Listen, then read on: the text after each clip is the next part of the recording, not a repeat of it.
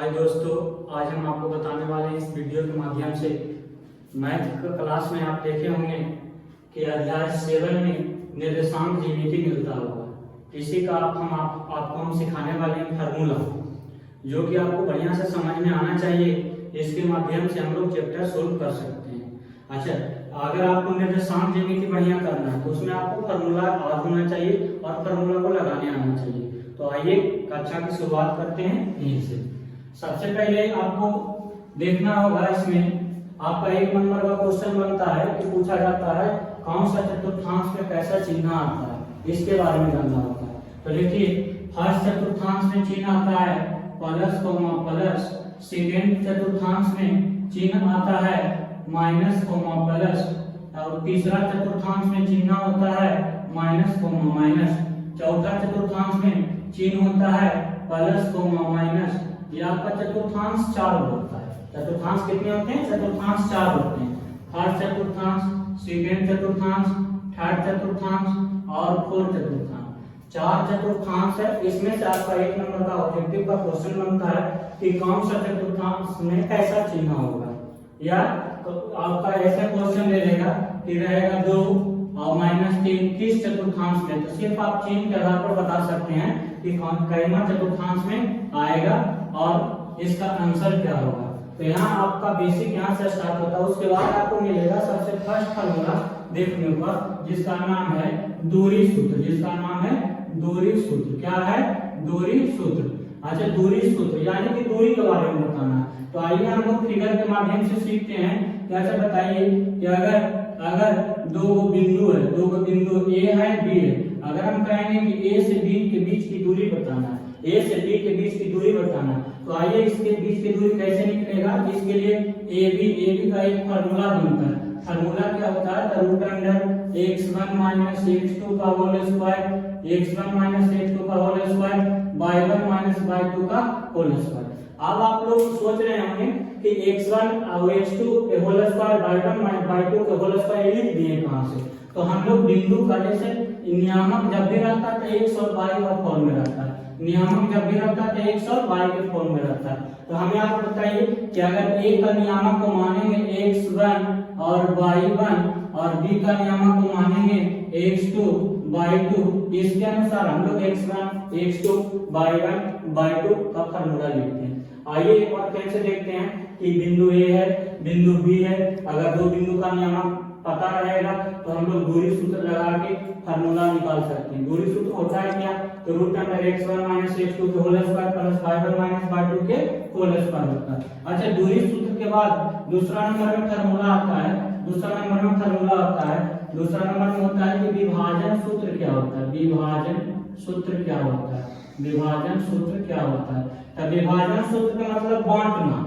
तो बांटेंगे कोई भी रेखा को कैसे बांट सकते हैं? या तो अंदर से अंतर विभाजन से बांट सकते हैं, या तो बाह्य विभाजन से बांट सकते हैं। तो विभाजन सूत्र में पहला फार्मूला आएगा अंतर विभाजन सूत्र। क्या? अंतर विभाजन सूत्र आएगा। अंतर विभाजन सूत्र क्या है? अंतर विभाजन सूत्र क्या है? आइए थोड़ा सा हम लोग सीखते हैं।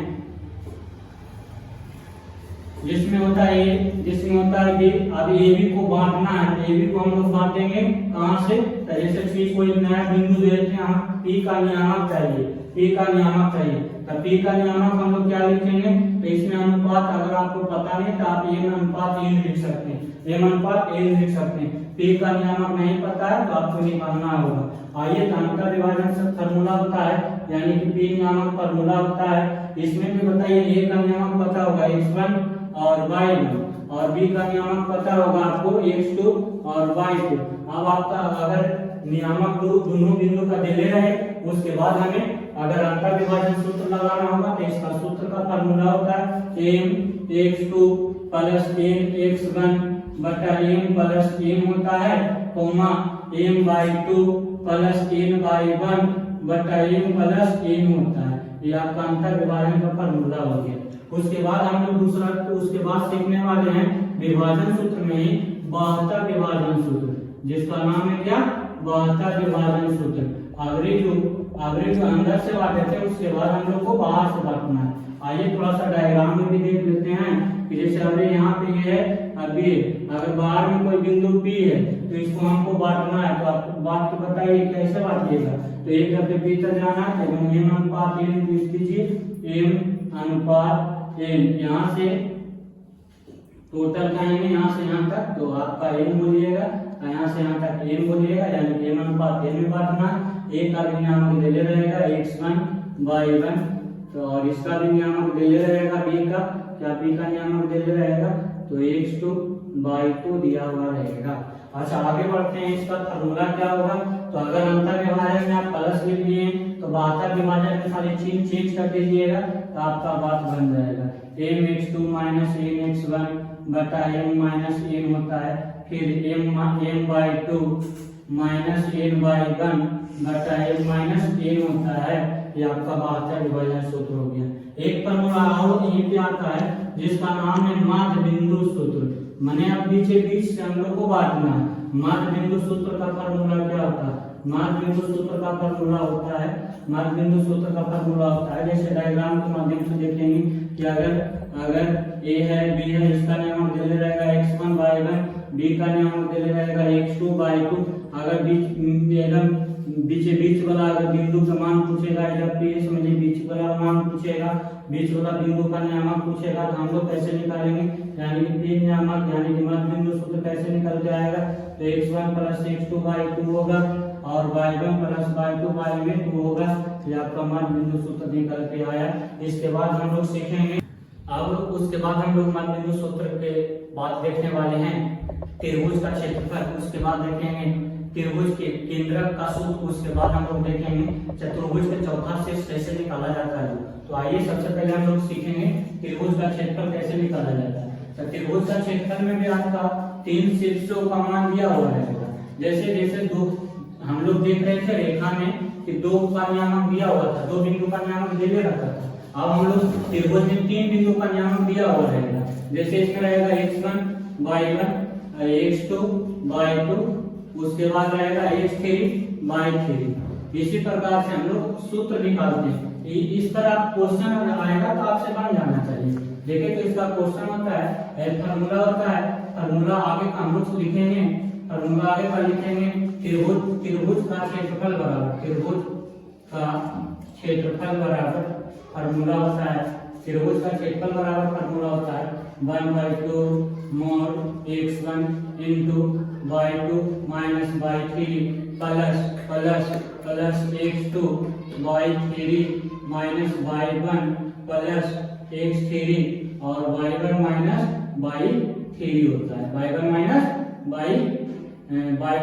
y2 होता है। आपका त्रिभुज का क्षेत्रफल का फॉर्मूला निकल के आया। अच्छा त्रिभुज का क्षेत्रफल का फॉर्मूला लगाएंगे कैसे, जब त्रिभुज में आपका तीन बिंदु का नियामक दिया हुआ रहेगा, त्रिभुज में तीन बिंदु का नियामक दिया हुआ रहेगा, उसके बाद हम लोग त्रिभुज का क्षेत्रफल का फॉर्मूला लगा सकते हैं, त्रिभुज का क्षेत्रफल का फॉर्मूला लगा सकते हैं। तीन बिंदु का नियामक दिया हुआ रहेगा, क्षेत्रफल पूछेगा, क्षेत्रफल हम लोग आराम से निकाल सकते हैं। ये आपका बहुत हेवी है, आपका फॉर्मूला बन गया था। उसके बाद 5वां नंबर में आता है, पता चलता है ये त्रिभुज में अगर हमसे केंद्रक पूछे, क्या पूछे, केंद्रक पूछे, तो केंद्रक का फॉर्मूला कैसे निकालेंगे, केंद्र बराबर केंद्रक का फॉर्मूला कैसे निकालेंगे।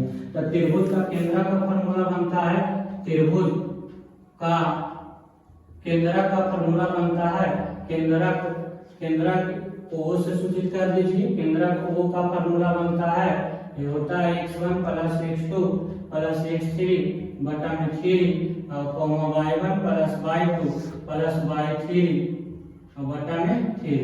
ये आपका केंद्रक का फॉर्मूला बन जाता है। इसके बाद केंद्रक के फॉर्मूला के बाद एक फॉर्मूला और बनता है, जैसे त्रिभुज में तीन बिंदु का नियामक दिया हो रहेगा, इसी प्रकार त्रिभुज में कहेगा, चतुर्भुज में कहेगा कि लगातार तीन भुजा का तीन बिंदु का मान दिया रहेगा, तीन शीर्ष का नियामक दिया हुआ रहेगा। जैसे हम लोग देखिएगा A B C D चार शीर्ष होता है, लेकिन हम लोग को तीन को लगातार दिया रहेगा, x1 y1 x2 y2 x3 y3, यानी कि चौथा शीर्ष का नियामक पूछेगा हमसे, चौथा शीर्ष का नियामक पूछेगा, यानी कि डी का नियामक पूछेगा। तो हम लोग छठा नंबर में सीखने वाले हैं चतुर्भुज के चौथा शीर्ष का नियामक, चतुर्भुज के चौथा शीर्ष का नियम,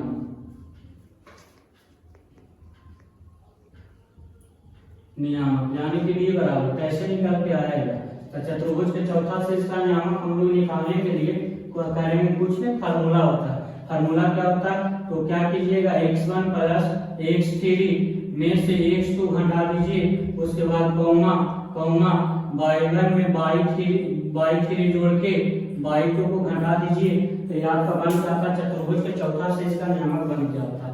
हम लोग पूरा निर्देशांक ज्यामिति में सीखे, कितने फार्मूले सीखे, तो हम लोग सबसे पहले सीखे होंगे दूरी सूत्र, सबसे पहले सीखे होंगे दूरी सूत्र का फार्मूला, उसके बाद विभाजन सूत्र, विभाजन सूत्र में हम लोग दो फार्मूला सीखे, एगो अंतर विभाजन सूत्र सीखे, एगो बाह्य विभाजन सूत्र सीखे, उसके बाद हम लोग सीखे मध्य बिंदु सूत्र, उसके बाद यहाँ पे आया त्रिभुज का क्षेत्रफल का फार्मूला। त्रिभुज का क्षेत्रफल का फार्मूला होता है 1/2 x1/2 - y3 plus x2/3 - y1 plus x3/1 - y2, ये आपका त्रिभुज का क्षेत्रफल का फार्मूला होता है। उसके बाद हम लोग सीखे त्रिभुज का केंद्र का फार्मूला। त्रिभुज का केंद्र का फार्मूला होता है कि x1 plus x2 plus x3 y3, y1 plus y2 plus y3 y3। उसके बाद होता है चतुर्भुज के चौथा शीर्ष का नियम। चतुर्भुज के चौथा शीर्ष का नियम होता है x1 plus x3 minus x2, y1 plus y3 और माइनस में y2 होता है चतुर्भुज का चौथा शीर्ष का नियम को। इससे ज्यादा आपको निर्देशांक ज्यामिति में फार्मूला देखने को नहीं मिलता। इतना अगर फार्मूला आप अच्छे से ढंग से याद कर लीजिएगा तो आपका निर्देशांक ज्यामिति में जितना भी क्वेश्चन बन सकता है वो आपसे बन जाएगा। एकदम आसान पूछता निर्देशांक ज्यामिति आपका बहुत ईवीआई ये आपका चैप्टर होने वाला है। ये अगर फार्मूला आपको याद है, अच्छे से समझ में होंगे तो आपका एकदम क्वेश्चन सोल्व हो सकता है। अगर आपको ये वीडियो अच्छा लगा होगा तो चैनल